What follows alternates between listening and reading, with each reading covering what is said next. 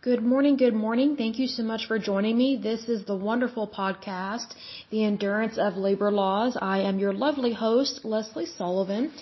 And first of all, I wanted to give a shout out to some of my listeners. So let me go to my list here. Give a lovely shout out.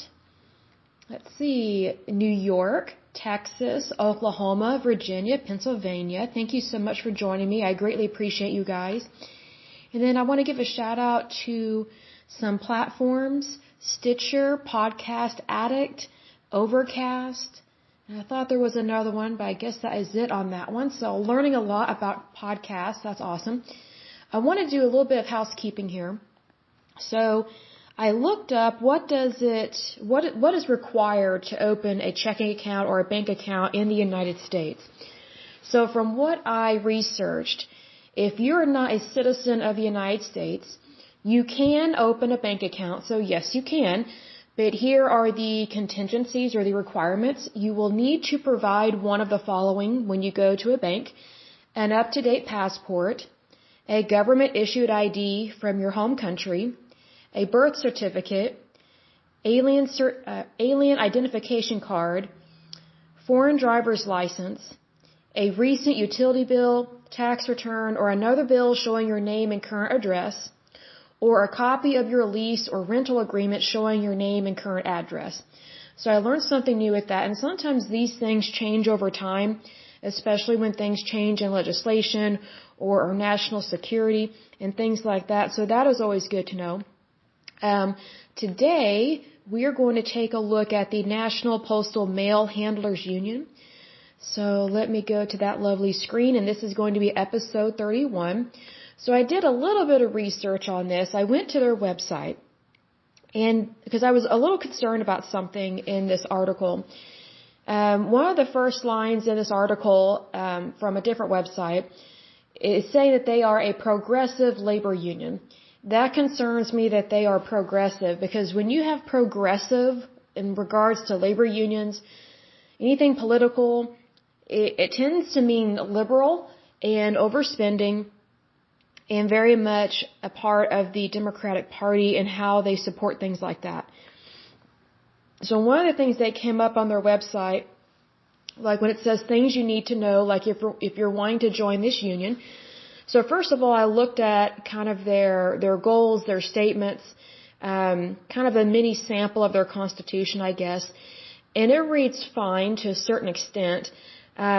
It tries to signify unity within their union, which I think is good. One of the things I do like about their union is that they promote democracy, in that even though unions are not really democratic in terms of being in the United States, because they really act like socialists, because they can be tyrannical, but what they're talking about in their union is where if you are in their union, you are a member, you have a voice, you have a right to vote. So it doesn't matter what your pay grade is, what your position is, how long you've been in the union, or if you're a newcomer or an old-timer, or whatever the case may be. Seniority doesn't really have a say in terms of your voice counting and that it matters. So I like that, because there's one thing I can't stand about any type of place of business. It doesn't matter whether it's in the private sector, the public sector, or in a union or in a non-union workplace. What I don't like is that people tend to put too much emphasis behind seniority. And that really sucks for young people. And I think over time, this has really gotten on young people's nerves over the years. And we're seeing that now with very moody, very irrational millennials, or whatever generation it is. I'm 37, so I don't even know technically what generation I'm considered. But the people I'm talking about are people that are teeny boppers or that are in their 20s. And I say this with all due respect, and here's the thing. I'm sure there will be some people that will write me and say, well, all young people in that age think that way. First of all, that's not true. I completely disagree with you, because I know when I was their age in my 20s, I didn't act the way these people do. It just never occurred to me to think or talk the way that some of these younger people do these days. They're so entitled. Like, yes, I was their age at one point in time, but I didn't have this sense of entitlement like what we're seeing today. It's kind of at an astronomical level. And what I'm noticing is that there are a lot of young liberal crazy nutbags, as I call them. They are completely unrealistic about how to live everyday life. And they're just super offended all the time. You can see that online. And I'll give an example. Like this happened to me. I'm trying to think how many years ago this was. Okay. It was probably 3 to 5 years ago. No. It would have been, let me think. No, it would be around there. Probably 4 to 5 years ago. Okay, so 4 to 5 years ago, and there were all these things on social media about Trump and things like that at the time, and I wasn't necessarily paying attention to that because I already know what I believe in, who I'm going to vote for. I don't have to think about it. I do my due diligence and I research things, but I already know in my heart and in my soul how I vote because I vote based on what do I believe in as a Christian and as an American. That's typically how I vote, and I don't waver from that because there are just some things that you stand your ground on in your mind, so to speak, and that's how you vote in a peaceful manner, not this picketing kind of way. But anyway, so I was using Pandora a lot. For workout music and things like that, because I'm a runner and sometimes I exercise inside. I do different types of HIIT training, which is high interval intensity training. And but these weird ads came on Pandora, and they were all in Spanish, every single one of them. And I've never clicked on anything in Spanish. I mean, I can read and write in Spanish a little bit, but not a lot. And then it's like this super fast. Because let me say this, people that speak Spanish, that's their native language, you guys talk so fast. It's way quicker than what Americans speak. It's way quicker than how Oklahomans talk. That's just how it is. And I'm not insulting my people from Oklahoma by any means, but Oklahomans, we talk slow and we listen slow. And that's just how we are. And I'll give an example of that. Like there was one lady I worked with, she was from Boston. Oh my gosh, we called her the Wicked Witch of the West, even though she's from the East. She talked fast, she was mean in her speech, and she got customer complaints, and she asked me about it. I said, well, in Oklahoma, you are a mean person.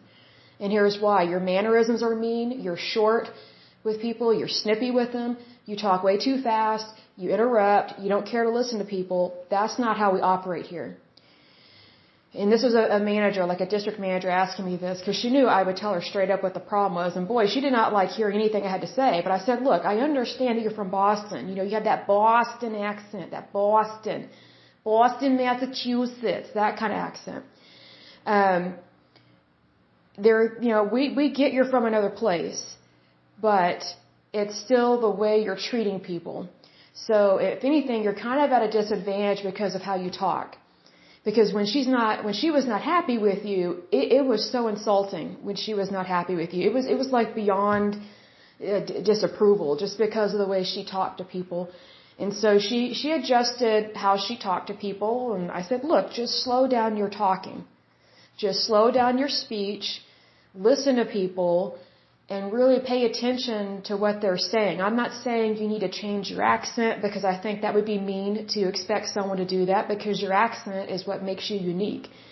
Yes, when you come to the United States, and not that she was coming to the United States, she only lived here, but, when you assimilate into a society, that doesn't mean that you do away with your accent.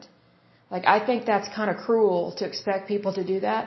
Which I applied that same method to this lady, even though she was kind of mean just because of her attitude. And she had an attitude problem because she was from up north. And so she thought that we were stupid and country bumpkins, and then she wondered why she got all these customer complaints and why she was going to be fired. And see, the employer, they knew that she was from Boston, and they transplanted her here to Oklahoma. I thought that is probably not a good idea to take someone from up north, especially from the Boston area, and put them in Oklahoma. That is not going to work out very well, and it did not work out very well for her, so I don't know where she is. But anyway, getting back to this lovely union, or yes, I guess I can say lovely union. The only thing I liked about them was that your voice obviously matters in this union.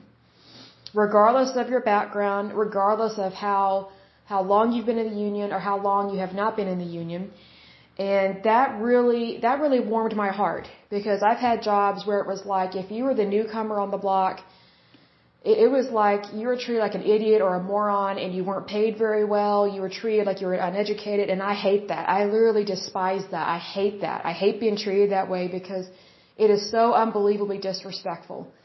And so whenever I read that someone actually values someone else's voice and they treat them as an equal, not as a peon, that really gets my attention, and in a good way, because that's how I treat people. Like, I don't care if someone's worked for a company for 30 years or 3 years. I treat them equally. Do they have different education? Yes. Are they in different pay brackets? Yes. However, just because someone is new or because they're young doesn't mean they're stupid or incompetent, or that their wages should be cut. And I'll give an example of that. This is kind of a bonus for you.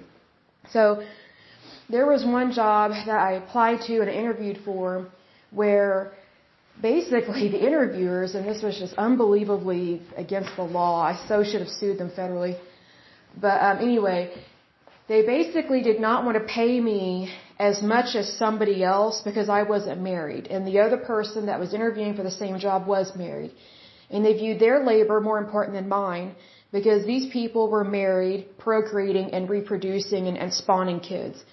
And my response was, I don't have to reproduce or procreate or spawn something. I don't have to give birth in order to be taken seriously, and I don't have to do all those things just to receive appropriate wages. I could care less if someone else is married and popping out kids. Just because someone is married and popping out kids, that doesn't mean they deserve more pay than me. Because procreation has nothing to do with the job responsibility. If it did, that would be called prostitution. So needless to say, none of these people that I was being interviewed by liked me. I did not get the job. I could care less, because I thought it was so disgusting and deplorable what they said to me in this interview. And I knew that because I was single, which is, I told them this, I was like, this is marital status discrimination. You know, you can't, what they were wanting to do, also another thing they were wanting to do, was they're wanting to take whatever pay a married person would be getting paid, and that would be coming to me, and they would take that and give it to somebody else that's married. I was like, well, that's stealing. That's also misappropriations of funds, and that's also fraud. Would you like to go to federal prison or state prison? It's really up to you. Because both of those are offenses, meaning they're against the law. So, and then I guess they thought I was a cop or a federal agent, I don't know what, because I know the law and stuff like that. And it's just like, you know, why can't people conduct interviews in a classy, professional, civilized manner? I don't know why, but in the Bible Belt states, which is where I'm at in Oklahoma, and also Oklahoma is known as a nanny state, where it's like, all you have to do to be taken seriously is pop out a bunch of babies. And that just disgusts me, because women are more than just a cow out in a field giving birth to a bunch of calves. Like, that is just so degrading to women. But it's what people practice, and it's what they believe in. And then if you don't side with them, then you're the troublemaker, you're the problem, they won't hire you, and if you're already an employee, they will find a way to fire you. They basically don't like anyone that speaks up for what's right. So, needless to say, when I read that this particular union really valued other people's voice and treated them equally, at least from what it sounds like on paper, they treat everybody equally, and that they run their union as a democracy. So, which is kind of hypocritical, because unions are not democratic. They're very socialist and sometimes fascist in the way they act. But anyway, that part I did like, because I know what it's like to be treated like dirt. And so, when I see that they're making it a point to practice equality and to treat people with dignity and respect, that really gets my attention for a good thing. One of the things that I did not like was, I think it was under the section on their website that said things you need to know in regards to legislation. This union is all for spending. They're like a little kid in a candy store. They want all the candy and they don't have to pay for it. And even if they don't have money, they're going to go to other people and say, give me your money, I want this candy. Gimme, gimme, gimme, gimme. They're like little kids. And here's how you can figure out or know that that's how they are. They have a link on their website that goes to legislation and what they agree with the Biden administration. And I guess there's an article here from thehill.com. It says, House clears bill to raise debt limit. And immediately, that concerns me. Because the more debt you have, the weaker your currency gets and the weaker your economy gets, meaning the weaker your country gets. And so you're tipping that scale in a bad direction. And at some point, there's a breaking point. And I'll give an example of that later. So this article says, House clears bill to raise debt limit. And this was published the 15th of December of this year. So it says here, the House cleared legislation early Wednesday morning to raise the debt limit through next year's midterm elections, staving off an unprecedented federal default just in time for the deadline set by the Treasury Department. First of all, if you've already got a default situation in terms of loans, like if you're going to default on a loan and you're really getting close to that, then you've been having a financial problem for a long time and you have refused to acknowledge it. You have refused to do anything to handle it. Because if we were actually in the green, in the good part of things, we would not be close to a default.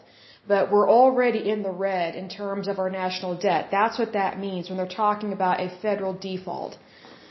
We owe way too much money, and usually to China, and that's very scary. Goes on to say the bill which lawmakers passed, 221 votes to 209 votes, with one Republican voting yes, which I would fire that Republican. Whoever that is, I would never vote for them again. They're fired as far as I'm concerned. It says here, with one Republican voting yes, raises the federal debt ceiling by $2.5 trillion, okay? $2.5 trillion we're raising our debt. To increase the limit to close to, get this, $31 trillion. $31 trillion. That is our national debt. That is insane. Like, this is pathetic. Our country is overspending. It's ridiculous. That's why we're getting so close to defaulting on loans and things like that. Goes on to say, congressional leaders say the new level will allow the nation to continue to meet its financial obligations through 2022 and into 2023. Here's the thing. If you can't afford something, you can't afford it. And what's happened is our federal government has been overspending for a long time. Whether it's a Republican that's president or a Democrat and president, but especially Democrats, they overspend, they over-obligate themselves into the future. So let's say, for example, President Obama put these things, certain things into place, passed all these bills and legislation and these social welfare programs that promise all these things, but it's going to be future spending, not current spending within his current administration when he was president. So whenever he left office, whatever he signed into law or into legislation or whatever the case may be, these social programs, things like that, it's everybody after him that has to deal with the aftermath of what his administration put into place. And the same goes for when President Clinton put things into place that were just horrible. And then, for example, President Jimmy Carter was one of the worst presidents of the United States, hands down. He was one of the worst because he financially almost ruined and brought the United States to its knees with inflation, with not having enough fuel in the country because we were getting a lot of our fuel from the Middle East. I mean, there were so many problems with him. And it took years to recover from that. So that's the thing. Even though if someone is signing something into law, let's say in the year 2021, it can affect future administrations and it can affect future generations of Americans. That's why you have to be very particular what you're spending taxpayer dollars on, because you're not just looking at things in the here and now. It's in the future as well. So what Democrats tend to do, especially crazy liberal nutbags is what I call them, because they are crazy to spend this way. They're just like a little kid that throws a temper tantrum at a Toys R Us, which, mind you, Toys R Us went bankrupt, is no longer around. But anyway, Democrats tend to spend. They spend in the now and in the future. and it leads to lots of debt. Republicans do not spend like that. If they do, they are not a real Republican and they should be fired. That's just how I think, because that's how it should be.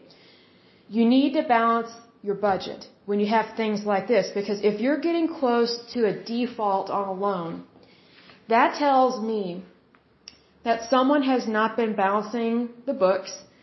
They have been sticking their head in the sand, and they've been overspending. They've just been buying whatever they want, whenever they want, and that's what social welfare programs are. It's overspending. So let's go on with the rest of this article. It says, I want to be very clear. Raising the debt ceiling is not about incurring new debts, but rather enabling the federal government to keep its existing commitments. By raising the debt limit, we are meeting our existing obligations to members of the military, veterans, and recipients of Medicare, Medicaid, and Social Security, said Representative Don Beyer, B-E-Y-E-R. If I mispronounce your name, I apologize. He's a Democrat from Virginia. He's the chairman of the Joint Economic Committee. What I find very interesting is that he's listing all of the, pretty much all the social welfare programs that are draining this country, that have been flawed from the beginning. They have never been able to pay for themselves. It's not manageable, it's not fundable, and it's not financially stable, it's not financially feasible. And what's interesting is that this guy, he's a Democrat, and he's the chairman of the Joint Economic Committee, but yet he obviously does not understand economics at all. He obviously is okay with pouring money down a rat hole. And he's obviously been okay with that for a long time because he's enabling the problems. That's what he's doing. We've known for a long time that our military are not getting the proper treatment. Why? Because the federal government, like the VA, gets in the way for our military and our veterans. It is one of the worst types of medical care we have ever seen in the United States, probably on the planet, but it's pretty bad. That's the federal government mismanaging things. They don't have a clue what they're doing. And it says the recipients of Medicare, Medicaid, and Social Security. Medicare, Medicaid, and Social Security have been problems from the beginning. They have never, ever been sustainable. Never. And here's the thing. Whenever they have tried to handle those social welfare programs and try to make them more manageable, more financially feasible, the Democrats get angry because they don't want anyone to touch their little pet projects, and that's what they are. They're pet projects. They're not the bread and butter of the United States. The bread and butter of the United States is the private sector, not the public sector, because we are a free market. Well, here's the thing. Under Medicare and Medicaid, you are not free to go wherever you want for your medical care. You have more freedom under privatized medicine. Even within a network for your employer-based insurance, or maybe you're buying it on your own like I do and have for years, when you're on Medicare and Medicaid, you are very limited in who you can see, and also you're not always receiving the best medical care. And here's why. The federal government is notorious for not paying its bills. What I mean by that? Here's the thing. Doctors that see, or any medical professional that sees patients that use Medicare or Medicaid, they pretty much know the federal government is going to delay payment as long as possible, and they are going to refuse to pay what they are supposed to be owed, because the federal government thinks that it can just spend other people's money and then not pay people for their services rendered. So basically, all these doctors' offices, they pretty much can't stand doing business with the federal government. But they have to, because they have to provide medical care for people on Medicare and Medicaid. But yet the federal government is notorious for not paying its bills. So here's the thing. It's notorious for not paying its bills, but yet it's asking for trillions of dollars more. Now, does that sound like financial soundness? No. Let's say, for example, let's say you are the federal government. You personally, okay? And let's say you're in the hole, trillions of dollars. You've been overspending. You don't really want to accept the advice of anyone, but yet you need money. So because you're an individual, and let's say in this example you are the federal government, you go to a bank because you need a loan. You need a loan to pay what you have made promises to, even though you knew darn well that there was no way you could afford to make all those promises. So let's say you go to a bank. They say, hello, Mr. or Mrs. Federal Government, or Miss Federal Government if you're not married. You walk in the door, they say, hello, how can I help you? Oh, I need to take out a loan. Okay, well, let's have you sit down. And what is this for? Oh, it's to pay off all the things I can't afford. Pardon? It's to pay for things I can't afford. Things I promised I would do, things I promised I would pay off.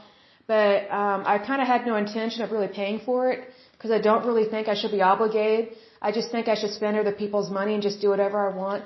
So since I'm in the hole now and I'm about to default on another loan, I thought I'd come here to your bank and ask for another loan. Really? Really? You think you can walk into a bank and just ask for more money? Well, since we believe in equality and because you're the federal government, we don't want to be sued. So why don't you go ahead and fill out an application and we'll run a credit check. But let's start with that. So the bank runs a credit check. They run your application. They realize you have some of the worst credit they have ever seen. You are defaulting on so many loans. You've defaulted on things in the past, and you have expected bailouts from taxpayers of the citizens of the United States of America. And even after that, when you could not afford to pay for things on your own, you gave all these bailouts to people that should have never received bailouts. So you misappropriated taxpayers' monies. You misappropriated taxpayers' funds. And your credit score is like 300 or 400. It's pretty lousy because you don't have the economical soundness to make these kinds of decisions, and basically you can't be trusted with money. So let's go back into the bank manager's office and let's hear about this conversation. Well, Mr. or Mrs. or Miss Federal Government, we have run your application, and first of all, I just want to thank you for coming in today and making us aware of your situation. We're very sorry to hear about your financial hardships. It is tough out there, and there is inflation going on, and but here's the thing. Unfortunately, we cannot loan you any money. Well, that's unacceptable. I'm the federal government. I should get whatever I want whenever I want. When I demand something, I get it. Well, Mr., Mrs., Miss Federal Government, I appreciate, again, you taking the time to come in and visit with us and fill out our application. But unfortunately, we, as a banking institution, have to follow federal guidelines that you yourself have put into place because we are under a type of banking administration, like FDIC, things like that. And unfortunately, if we were to loan you $31 trillion, which is what you're asking, it's $31 trillion now because you've added on, I think, was it 2.5 trillion? It's just a smidge more, but still, just overall, it's total $31 trillion. And you see, here's the thing. If we were to loan you that money, it would look very suspicious from your people, the people that are the federal regulators of our financial institutions. See, because here's the thing.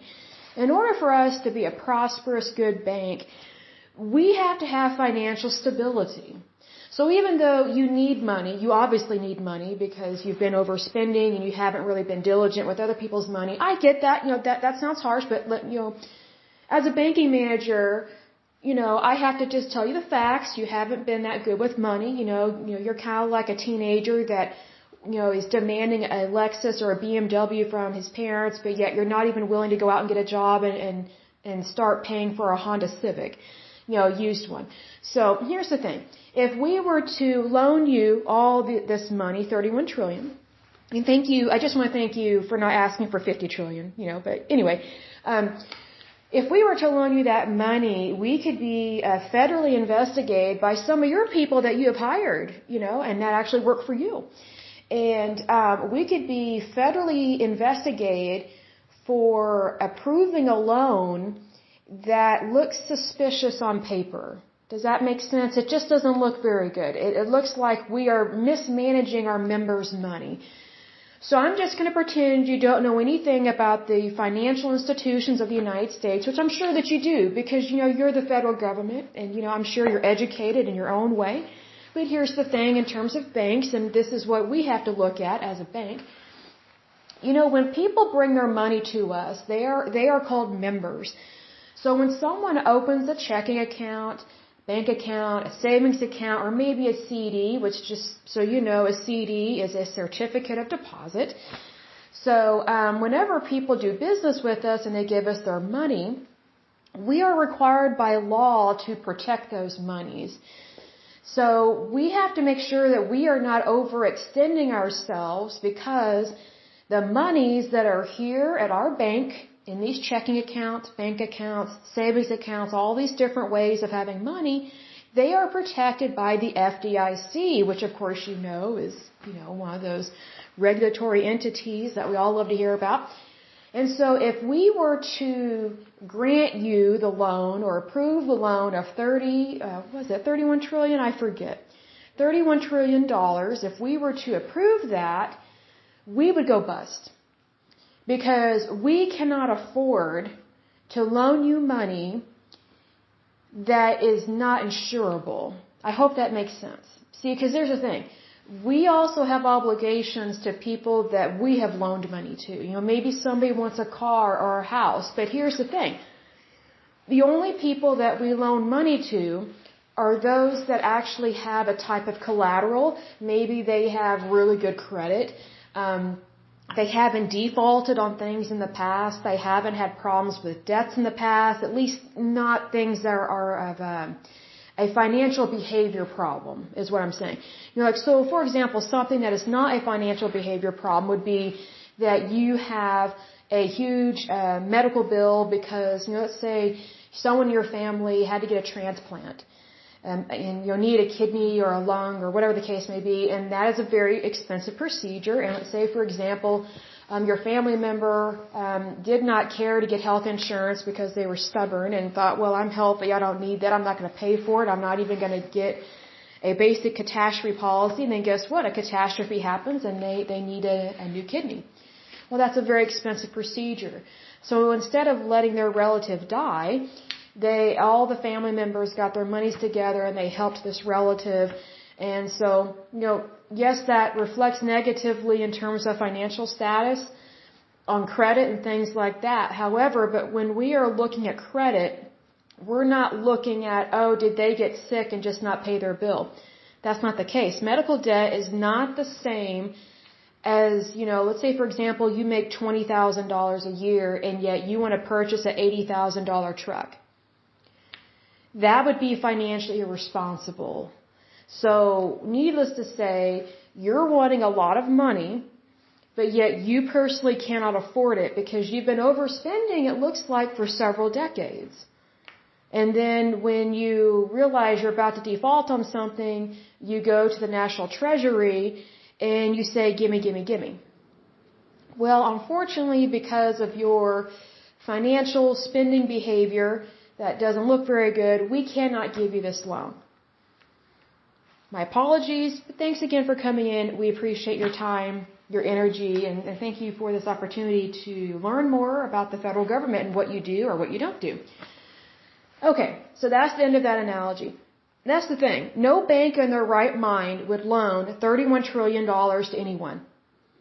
It just doesn't happen like that because it's too big of a financial risk. But here's the thing. The federal government has a bad habit of getting whatever it wants, whenever it wants when it comes to money like this. So look at it this way.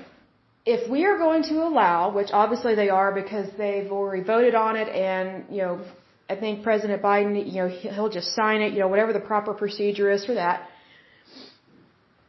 Here's the thing. Once they vote on it and he signs it in, it's pretty much a done deal. So what happens is when you have that kind of money being utilized and overspent, it affects our currency and it weakens our treasury. That is very concerning to me. Very concerning. And plus it's going towards programs that have been failing for a long time, and Democrats have refused to correct those problems. Because again, they're just like a little kid in a candy store. Well, guess what? Most of those kids are fat and selfish. That's just how it is. They hardly ever eat any fruit or vegetables. And then they wonder why they're not the cheerleader or the quarterback. It's because you're fat, spoiled, rotten, selfish. That's why. So the article goes on to say, meanwhile, Republicans hammer Democrats over the vote, claiming the legislation will pave the way for reckless spending. They've already been doing that. Like, that's nothing new.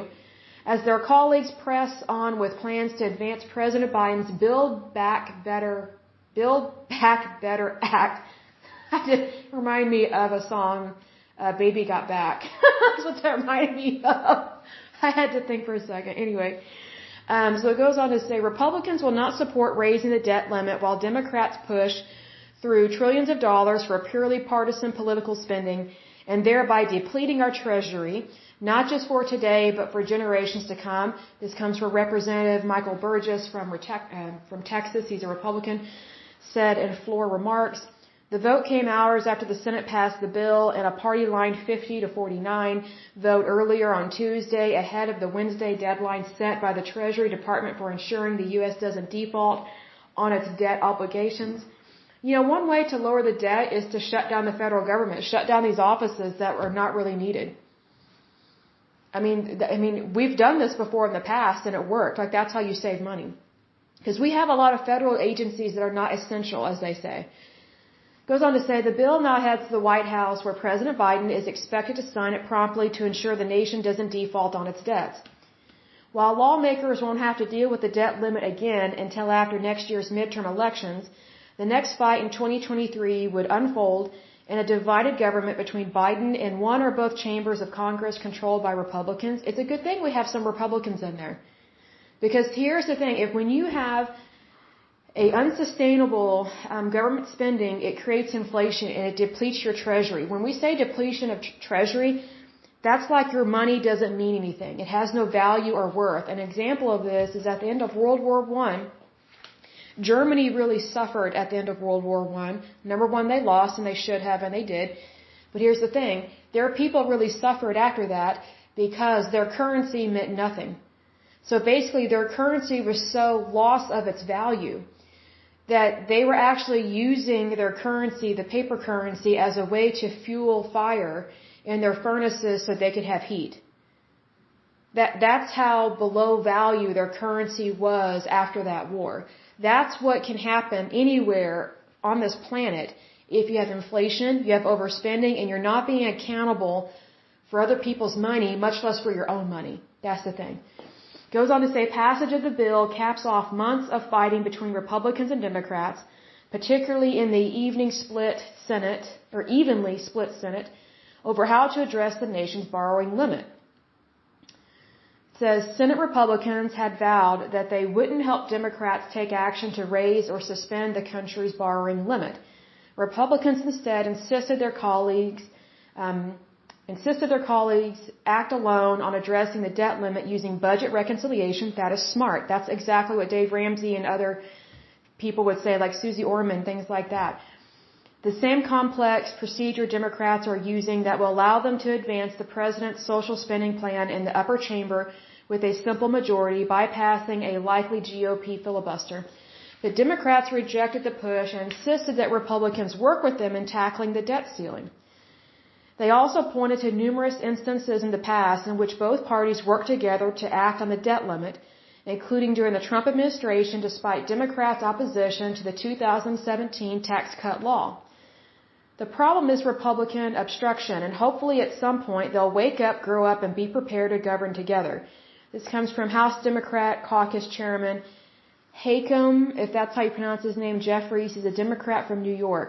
I find it very interesting that he says for Republicans to wake up, grow up, and be prepared to govern together when New York is one of the most mismanaged states. It's almost as bad as California. Not as bad, but it's pretty bad. New York has some of the highest taxes in the country, besides California. And it's so mismanaged, it's so corrupt, and so for him to tell Republicans to wake up and grow up is really hypocritical. I mean, it's really stupid. It's just like ironic. It's like really, like, him and his party needs to wake up and grow up. Like, one of the things about being an adult is managing your money, balancing a checkbook. Him and his party can't even do that. So who's the one that needs to wake up and grow up? Like, give me a break. Like, this is ridiculous. Like, just do the basics. Like, if he owned a business, it would fail because he doesn't understand money. He doesn't understand expenses. It's ridiculous. It goes on to say, where is it here? The screen keeps moving because of these stupid ads. Don't you love it when they do that? When all these ads pop up when you go to one of these websites. So thank you, Hill.com, or thehill.com. Let's see here. Da-da-da. Where was that? My apologies, this thing. Where is it? Wake up, grow up. Here we go. That's the way I was able to find this. Now I'm scrolling down. Okay, so it says the vote on Tuesday follows a deal struck last week between Senate Majority Leader Charles Schumer, he's a Democrat from New York, and Senate Minority Leader Mitch McConnell, Republican from Kentucky, on a bipartisan path forward on the debt ceiling. The agreement allowed for the Senate to set up a process to act on the debt ceiling with only a simple majority, affording Democrats a GOP filibuster-proof route to raising the debt limit. So basically, the Democrats still want to do what they want, and they're going to try and recruit any Republican they can to get what they want. So they really don't care about bipartisanship. Like, I don't fall for that. It's really just all about them. McConnell has ultimately acted twice in recent months to avert a debt default after initially insisting that Democrats should find a way to do it without GOP help. In October, McConnell and 10 other Republicans agreed, that was a mistake, to a short-term debt limit extension lasting into this month. McConnell went on to warn Biden at the time that he will not provide such assistance again if your all-Democrat government drifts into another avoidable crisis. Well, guess what? That's what they continue to do, so don't allow yourself to be used like that. But ahead of the latest deadline, McConnell and Schumer quietly negotiated for weeks to find a compromise so that Republicans wouldn't have to directly vote for a debt limit increase, while Democrats could secure an expedited process to do it on their own. Congressional leaders agreed to attach the debt limit process deal to a bill that averted automatic cuts faced by physicians and other medical providers under medical care. This is disgusting, and it just sickens me, this. That's called pork and barreling. Whenever you attach something to another bill or something else that you're going to vote on, that's called porking it, or pork and barrel, meaning you're not voting on the individual thing itself. They just piggyback all this stuff to try and push things through, and guess who's on the hook for it? You and me, the taxpayer. So basically, we have both Democrats and Republicans that are causing these problems, and they are allowing these problems to continue. This is an issue because it affects our jobs, it affects our pay, it affects the cost of fuel, it affects the cost of food. Why? Because this goes towards inflation. It's really bad. And it says the debt limit process bill itself was still subject to a GOP filibuster, however. 14 Senate Republicans, including McConnell, helped advance the deal he negotiated last week. You know, you can't make deals with Democrats on this stuff. I mean, that's like making a deal with the devil. It really is, because you're constantly having to bend to them instead of them acknowledging that they've got a spending problem. So my point is this is a slightly long podcast, but this union, National Postal Mail Handlers Union, they are for this bill. Why? Because they're looking out only for themselves. That's how unions act. So basically, they're okay with an out-of-control government overspending and just ruining our currency, ruining our economy. Because, see, here's the thing, these unions like this, they know they have a contract. And that by law, it has to be enforced. These unions. That's what makes them corrupt. Is that they have these contracts, and regardless of our suffering, everybody else that's not in a union, regardless of our suffering, they're still going to get what they want. And if you look at, they actually are getting a 3-step pay raise. They're getting like 3 pay raises, this particular union. And it is ridiculous what they're getting paid. Some of these people are getting paid over $60,000 a year to handle the mail. And let me put this in perspective. We have people with IT degrees that make $60K a year. But yet mail handlers, they don't work in data IT analytics. They're just handling the mail. This reminds me of this other union, the Longshoremen Association or Longshore Union, where their union members were getting paid well over $100,000 a year for non-educated work. That's a problem. See, these employees, these union members of this union, National Postal Mail Handlers Union, also known as NPMHU, their wages are astronomical. So no wonder they like it when they get a president or anybody in an office, whether it's president, Senate, or Congress, or whatever the case may be. No wonder they love it when someone spends a lot of money, because it can be spent on them. But what they don't realize is that they are depleting their neighbor's bank account. They are depleting their neighbor of having access to food, water, and shelter, because they're only thinking about themselves. That's corruption. And it's technically fraud. That's why it's a problem. But let's go ahead and talk about this union. But I wanted to just let you know what this union, how they operate, and what they are for in terms of legislation and why it's a problem. And stuff that's happening right here and now, even during the month of December. So Merry Christmas. If this thing gets passed, you're on the hook, America. You're on the hook for this. And for a long time. You're on it for $31 trillion. Think about that. That's serious. That's nothing to sneeze at. It's very serious. So let's see here. Let's go ahead and start on this one. Kind of a little bit of a Debbie Downer, but let's pick it back up and be positive about things. So here we go. Let me say this. Even when something is not great news, find a positive in life. So I look at it this way. It's almost 11 o'clock where I am right now. So in about an hour or so, I'll be having lunch. So I'm happy about that. So let's go on here. Let's see. It says the National Postal Mail Handlers Union, also known as NPMHU, is a progressive labor union representing more than 50,000 mail handler craft members in United States Postal Service, also known as USPS. Again, that's a problem. And they are in their facilities across the United States. It says here they are headquartered in Washington, D.C. Their current president is Paul V. Hogrogrian. I'm not sure how to pronounce his name. Their secretary-treasurer is Michael J. Hora. Katie Maddox is the legislative and political director, so she's probably in charge of their progressivism, if I had to guess. And they are affiliated with the AFL-CIO. Their parent organization is LIUNA.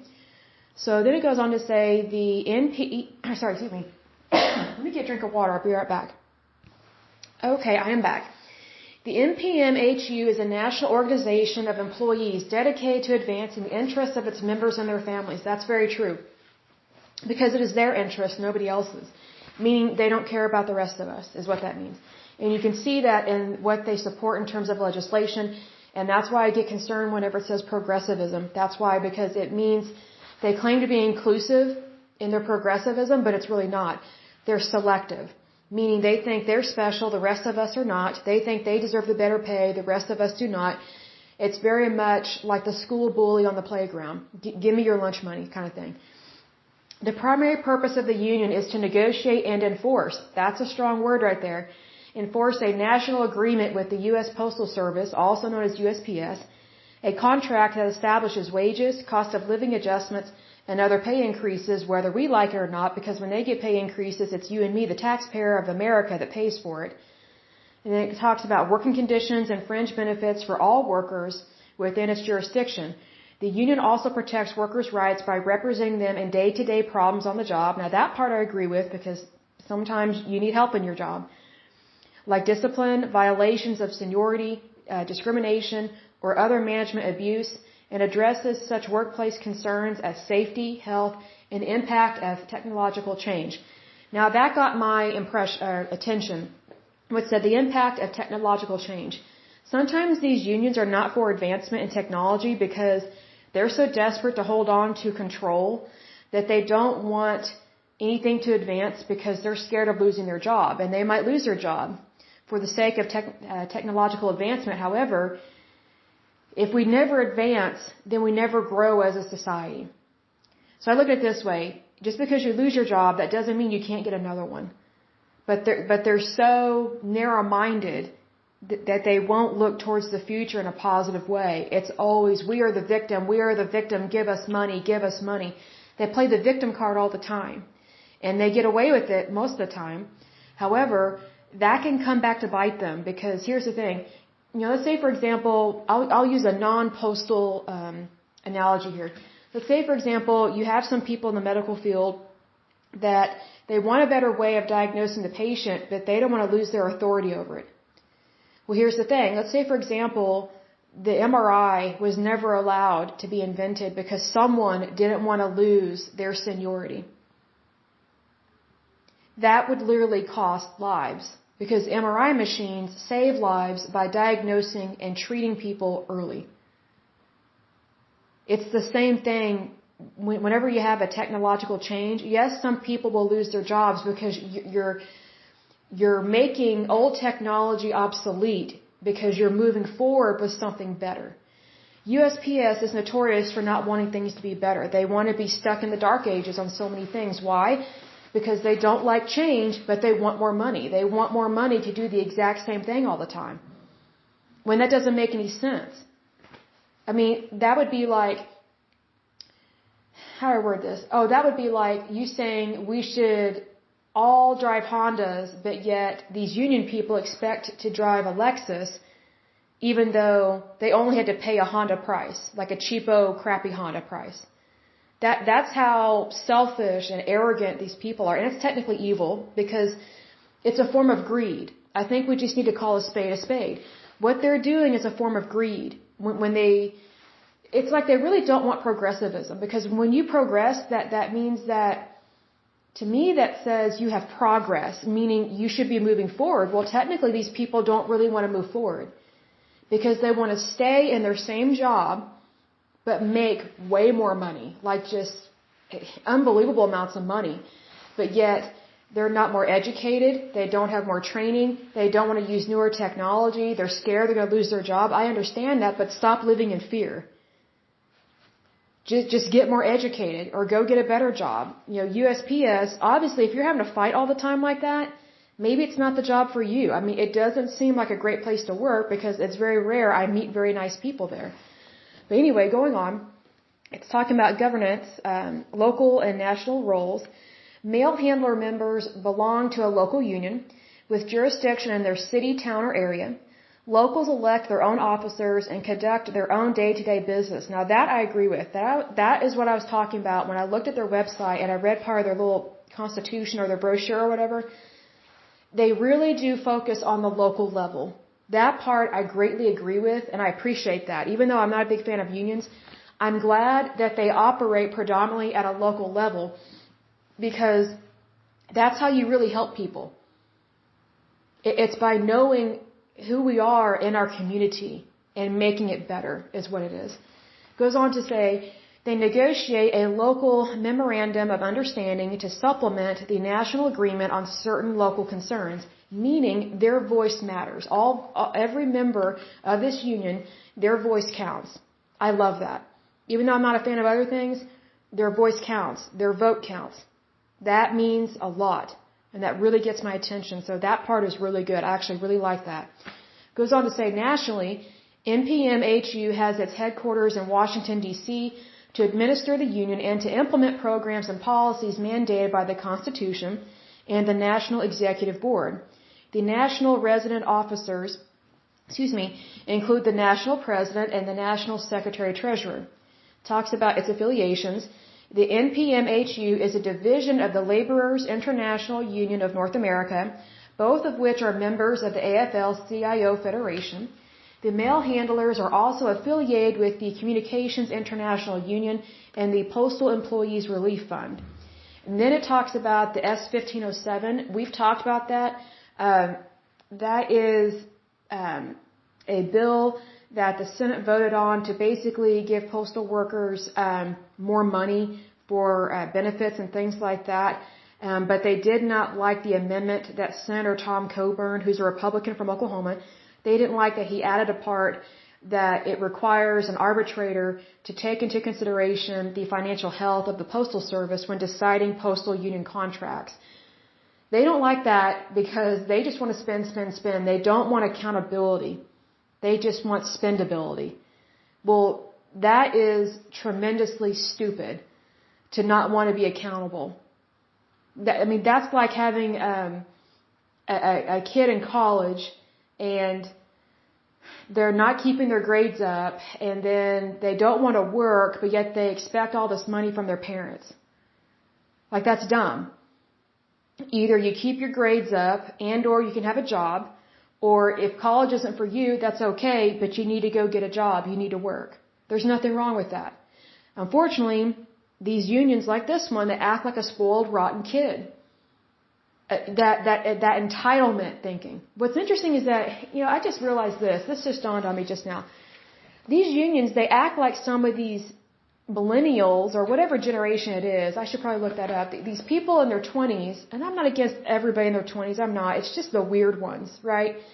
It's the ones that think everybody else is wrong, and they just have their feelings on the cuff of their sleeve, and they're just offended, and it's all about me, give me money, money, money. That is exactly how these unions act. They're hypersensitive, they're easily offended, they get in your face. I mean, it's just ridiculous. I'll give an example of this. I'm trying to think what it was these young people were griping about. It was during, I think it was during the pandemic, if I'm not mistaken.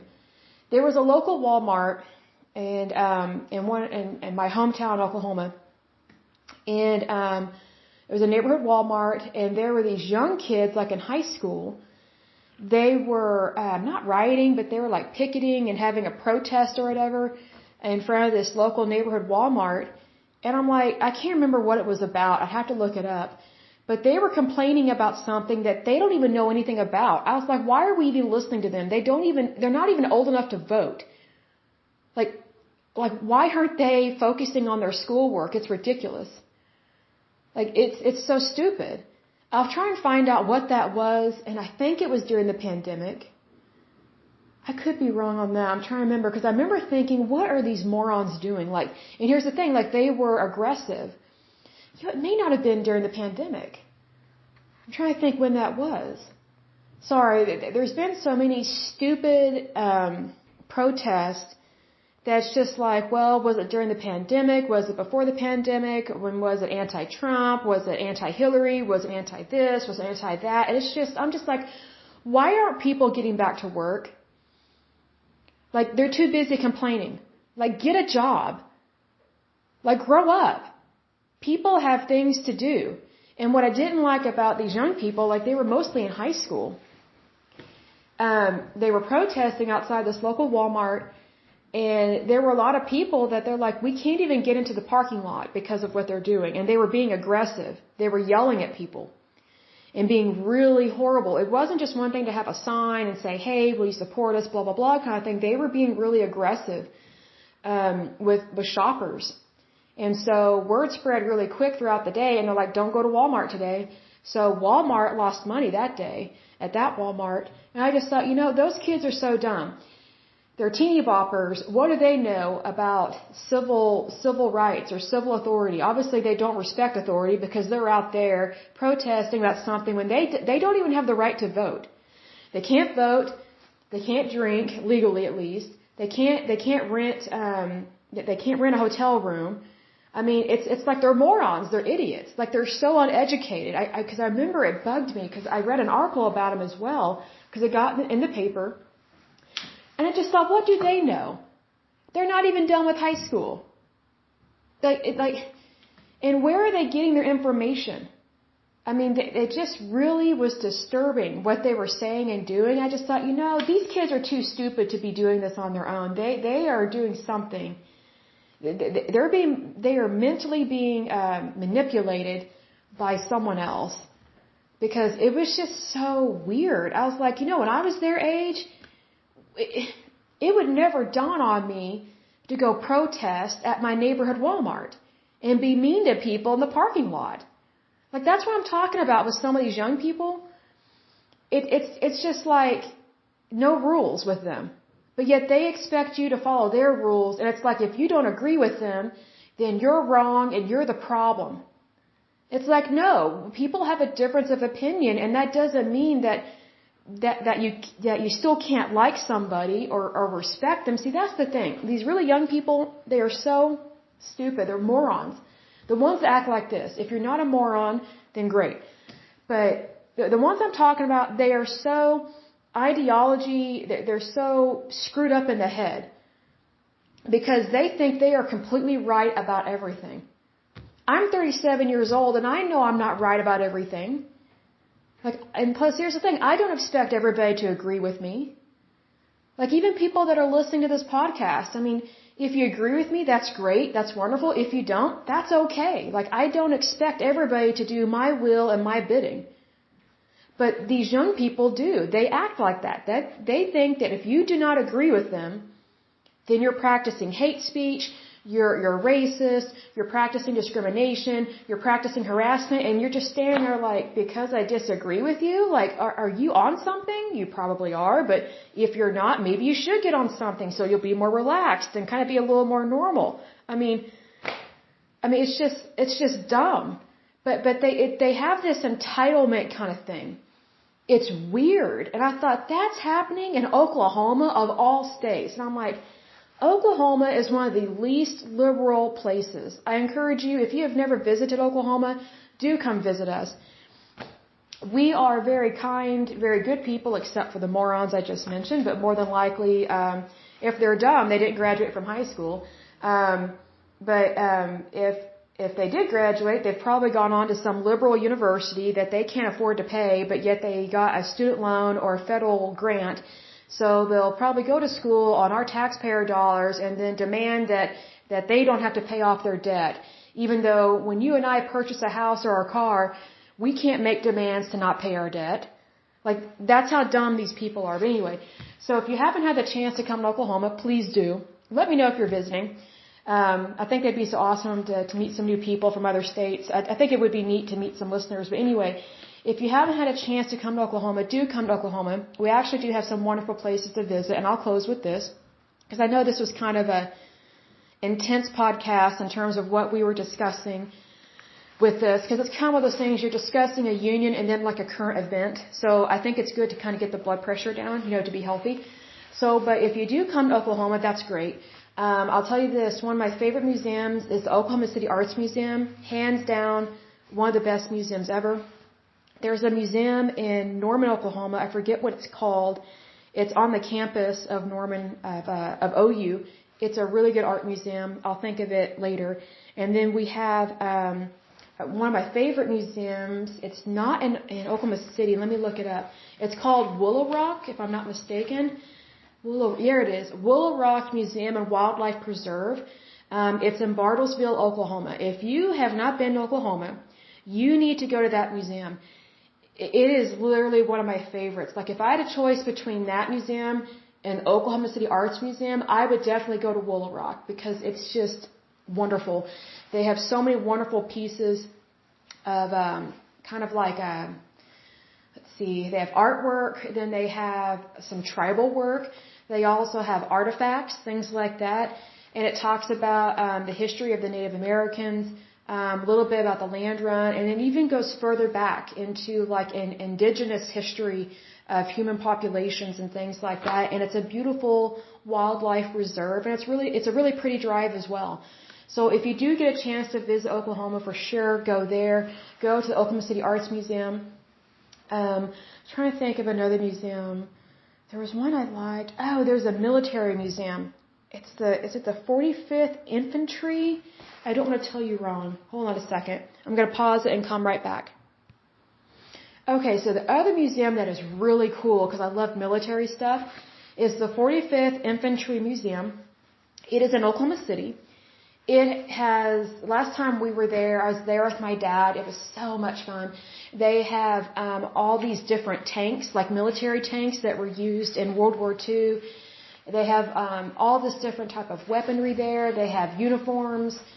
They talk about the different wars that America fought in, some of the wars that Oklahomans fought in. It talks about some of the people that lost their life and made the ultimate sacrifice for this country, things like that. It's really a neat museum. I mean, you learn so much.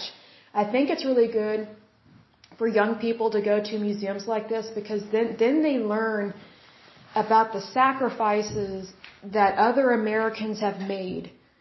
People that, you and I will never meet, because They literally died putting their life on the line to preserve our freedoms and our way of life. And I think our young people, especially these snobs, these teenagers that stood in front of our neighborhood Walmart and yelled at people, they need an awakening, is what they need. They need to be enlightened. They think that they are came to talk. They think they're geniuses. I'm here to tell you they are not. They're morons. They're idiots. Anyone that acts like that is an uncouth moron and an idiot. But they're the ones that also need to go to some of these museums, and also they need to be taught correctly in schools. Because I think one of the problems is that our young people, our kids are not being taught the basics and the goodness of our country. They're just being taught all this liberal garbage about how horrible America is. It's like, well, if America is so horrible, why are you going to Target and buying what you want? You know, if America is so horrible, why are you getting on a plane and flying to a vacation package kind of thing? If we're really that horrible, then why do we have all this nice stuff, and why are other people trying to immigrate into our country? I just kind of have to roll my eyes at some of these idiots. But, you know, I will say this. You know, I went to public school as a kid and in college. I'm public education. And so I am very grateful that our teachers had the smarts and the courage to take us to all these different museums over the years. Even if our class was not always the best behaved. There was one year our class was so horrible. We had a lot of bullies and a lot of jerks in our class. It was horrible. The girls didn't like it either. The boys were so bad. It's like if I wish anybody could be deported, it would be those guys. They were just horrible. But anyway. And, but it's just one of those things. I am so grateful, and I really enjoyed going to those museums as a kid and as a teenager, because it really opens your eyes to, you know, you need to live and think outside your own little bubble and realize that we're not alone in this world, and it's not all about me. There are other people on this planet, and being that as it is, it's important for us to grow up, be respectful, do the right thing, help others when we can, and be responsible adults. What I don't like, what I'm seeing, is that we've got these young people, they're already not being trained correctly in how to think, how to behave, how to speak. And then they're growing up, and a lot of these kids are turning 18, or already have, and some of them are going to turn 18. And get this, they have the right to vote. Who do you think they're going to vote for? Do you think they're going to vote for someone that doesn't want to excuse their student loan debt?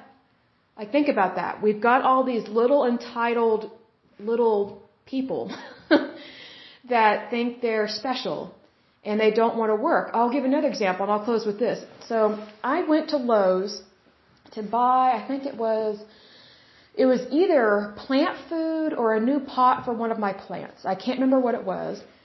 But one of the ladies was talking to me, and we're walking to the area where I'm supposed to go to get this item, and she was really frustrated. And I said, "What are you frustrated about?" And she goes, "It is just so annoying that these young people don't show up." I was like, "What do you mean they don't show up?" And she said, "It's the guys that are the worst." I was like, "Really? What's going on?" So here's what happens. These young guys, they want the summer job. They just want the summer pay, but they don't want to do the work. So this is during the summer, and I guess what was happening was you have these young guys that were being hired by Lowe's. I'm sure this probably happened at Home Depot as well, but this was particularly at Lowe's. And she said, "Well, we hire these young guys, and then they just disappear in the store. They just hide out somewhere. They don't help people. And then when someone needs help, especially a woman, it was really weird. This manager lady told me that whenever a woman would ask one of these young guys, in high school to help them, they would be mean to them. And like, I'm not picking up that bag for you," or something like that. Or they would try and just walk the other way because they didn't want to have to pick anything up. They didn't want to do any type of labor whatsoever.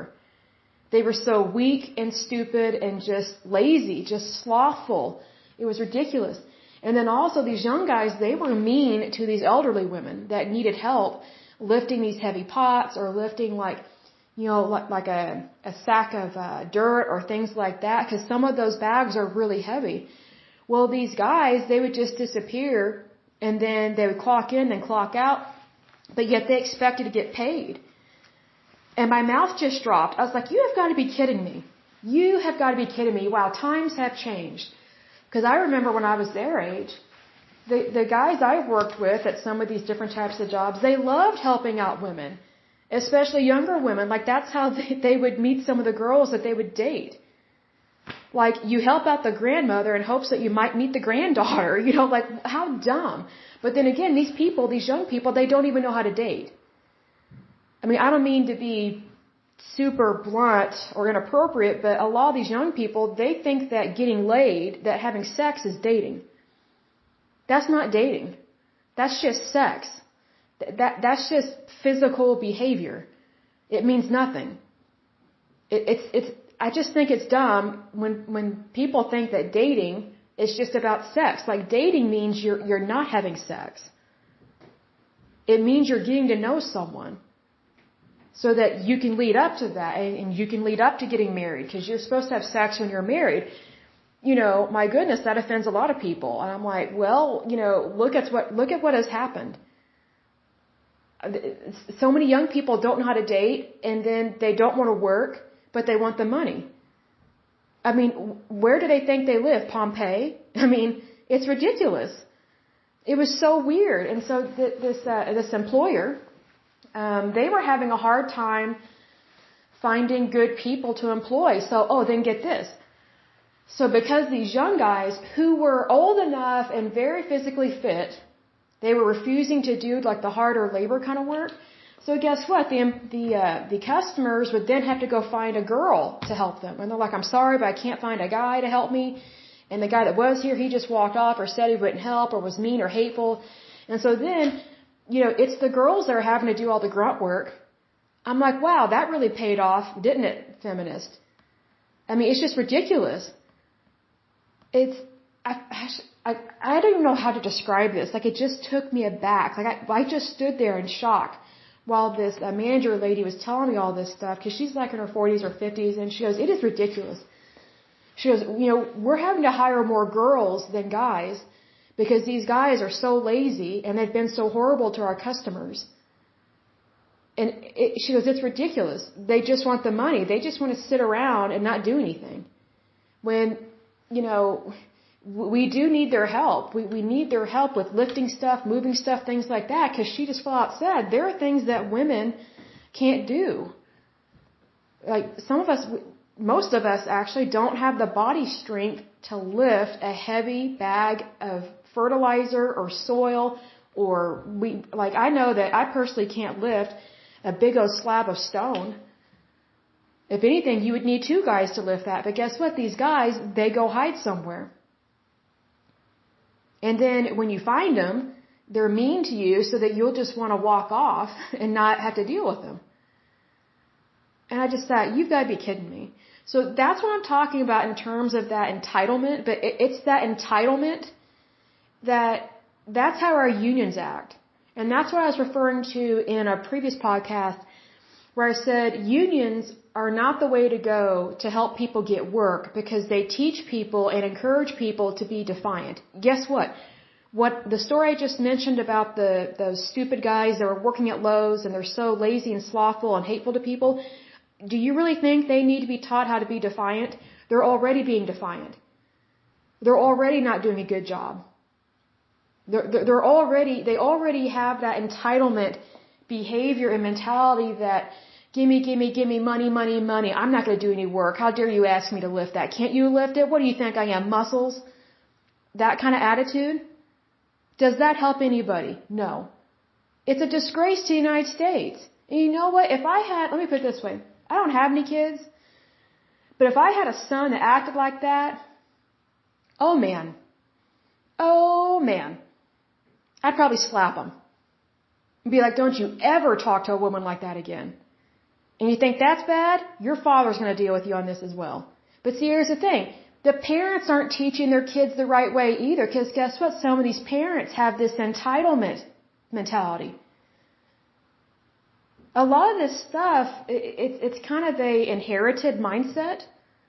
What are they being raised in? And then also, what are they seeing on TV? What are they seeing in the news? And also, what are they being taught in schools? Like, I can't tell you how many complaints, this is just a side note, I can't tell you how many complaints I have received from people that the teachers in the schools, the parents may be good parents, and they may be raising their kids the best way they can, but those kids are at a school where they have a crazy liberal nutbag teacher who's filling their mind with all this garbage, and their parents are like, wait a second, like, where did you get that? We don't talk like that. No, you are going to work. Get out of your bed. Stop eating all the food in the house. Get up and get out. Like, go live your life. I mean, it's ridiculous, but it really matters. What are we reading? What are we viewing? What are we watching? What are we believing in? Because whatever we believe in and also what we tolerate is what we allow for future generations to do. That's the thing. And it's been driving employers nuts especially these last 2 to 3 or maybe 4 years. I think it's been going on longer than that in terms of entitlement. I think we're just seeing it really hit the fan now. Because I think a lot of people just don't want to go back to work. They just want to continue to live off of unemployment. Well, guess what? Unemployment checks are not free. Unemployment checks are being paid by taxpayers, specifically by employers, in terms of unemployment insurance. So guess what? The rate that employers have to pay now, the percentage has skyrocketed because so many people like getting that unemployment check, but they don't want to go back to work. Now, isn't that sad? You have all these people that don't want to fulfill their destiny. They don't want to take a chance at doing something great in their life. They just want to be lazy. Like, first of all, that's not the human way. Number 2, that's not the American way. It's ridiculous. And I'll give another example. So I went to a McDonald's and I went in to eat. I hardly ever do that, but I went in to eat and it's like there were no employees there. It was weird. They were all in the back, but they were cooking. They were crazy busy because it's usually mostly drive-through stuff. Well, due to COVID-19, and this was just recent, maybe a couple weeks ago, due to COVID-19, a lot of fast food restaurants have taken away a lot of space from the inside dining area. And at this particular McDonald's, they took away maybe half of the dining area and they turned it into like a huge playpen area for kids. And I'm like, really? It's all about the kids? Like, I just roll my eyes. I'm like, where are we supposed to sit? This is ridiculous. But anyway, so I walk in. There's nobody at the cash register. Nobody. There's a manager employee putting up like a Merry Christmas sign or something like that. And I walk in and she doesn't move. I mean, she says hello, but she doesn't come over to help me. So I walk over to the counter and I walk in. There's all these signs. It says, do this, do that, do this, do that. It's almost like being in Alice in Wonderland with arrows everywhere. I was like, where are all the people? It was weird. So I went over to her. I was like, I don't know what to do. Like, isn't somebody supposed to be behind the register? And she goes, oh, we're doing contactless ordering. I was like, you want me to go behind the counter and order? Like, I had no clue what she was talking about.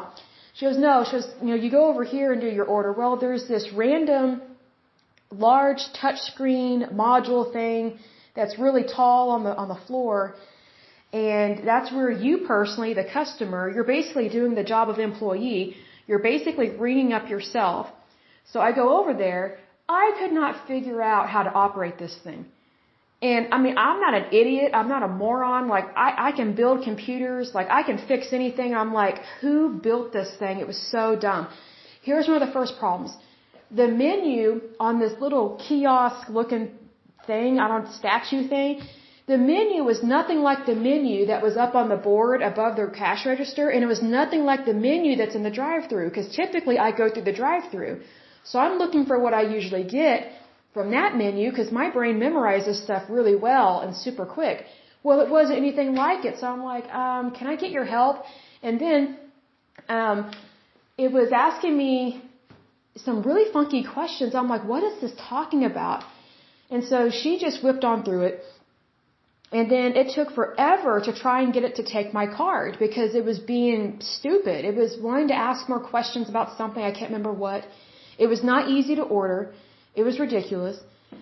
And then it said, grab your tent and we'll bring you your order. And so I looked up, I was like, you mean like a canopy? I was like, I just looked at the lady, I said, I don't do camping and I don't know what you're talking about with a tent. And, we just kind of busted out laughing. I was like, what's a tent? Well, a tent it's basically a number that is on one of these plastic things that you put on your table. Well, that's not a tent. So whoever built this stupid kiosk thing, they're using words that a customer is not going to know. Like it should have just said, grab your number. Your number is the same as what's on your receipt, whatever the case may be. And I was just like, this is ridiculous. So then there's another thing. I ordered Dr. Pepper. I couldn't find the cups. I was like, where are the cups? So she had to show me where the cups were. So basically, I've still got to go get my own drink. And I'm just like, you've got to be kidding me. So I said, I was like, it's going through this lovely experience, and we just busted out laughing because the machine wasn't even working right for her. I said, if you don't mind me asking, why are they doing this? Why are they doing this computer stuff? I was like, it says contactless ordering, but yet we're all touching the same screen, and it's disgusting. It has fingerprints on it. It's gross. And she said, well, we're having a problem with keeping people. I said, what do you mean? And she said, well, we get people, they quit. We get people, they quit. People don't really want to work. And so she said, in order to keep up with supply and demand, especially in the drive-thru, we had to basically, if someone comes in to order, we didn't have enough people on staff anyway to begin with, but we really don't have enough people on staff to take their order like they used to back in the day when you walked up to the cash register, when you walked up to the counter to give your order. So these McDonald's have been having to get these special machines built so that when you walk in, you're basically doing all the work. It's like you work for McDonald's. And I was like, you gotta be kidding me. And she goes, nope. She goes, this is what we had to do. She goes, we've had so many people quit. So McDonald's just kind of gave up and had a special machine built to help customers order their own meal when they walk in the door. I was like, well, this is the extra incentive for me to just go through the drive-thru, because that's usually what I do. When I go to McDonald's, I usually just go through the drive-thru and I just sit in the parking lot and eat, or I'll take it to work and eat whatever. But this was actually at breakfast. But so it was a little weird. But my point is this: we have a really large amount of people not wanting to work. So they start a job, they quit. They start a job, they quit, just so they can get that unemployment check. Or they try and find a way to get fired, so that way they can get the unemployment check. So it has been a huge problem, and that's one of those things that's coming from the federal government, because the federal government has basically been encouraging people not to work, and they've been using the whole COVID-19 excuse. And I get that COVID-19 is an infectious disease, and it can be very serious very quick, but we still have to operate as a country. We still have to work. People still need access to food, water, and shelter. And so if these people aren't working, where are they getting all the money to pay for their food, water, and shelter? Because I know what my bills cost. I know what I pay for stuff. I'm like, you know what? Like, you have to have a job. I mean, here's the thing. Like, I have always wanted to work. I can't think of a time where I just wanted to stay home. No, I don't even like staying home when I'm sick. Even though I do stay home when I'm sick because I don't believe in infecting other people. But, like, I love to work. I don't understand how people don't have hardly a good work ethic anymore. It's very disappointing. But what people don't realize is that when they don't get out there and work, they are really disadvantaging their country, and they are disadvantaging themselves, and they are ruining their future. You know, you're not going to be a millionaire or billionaire by staying at home all day doing nothing and watching YouTube videos. It's just not going to happen. I mean, you might win the lottery, you know, 1 in a billion or million chance or whatever, but, you know, it's one of those things that if you don't have a good work ethic, it affects every area of your life. So I wish more people had a good work ethic, because more people did back in the day. And I think they're just getting used to these cushy benefits, whether it's from the government or whether it's from a union. And what's interesting is that the government and these unions, they are both completely unrealistic about the cost of things. And they are both completely horrible at managing money. They're horrible at managing other people's money, which is a problem, and they're horrible at managing their own money. I mean, maybe they should take a business class. That might help them. But anyway, we've gone over, almost an hour and a half at this point. But anyway, until next time, I pray that you're happy, healthy, and whole, as usual. And I hope that you have a wonderful Christmas, a happy New Year, and a safe one as well. And the next one that we're going to take a look at is the Amalgamated Transit Union. They were founded in 1892, so that one should be very interesting. So until next time, have a good one. Thank you so much. Bye-bye.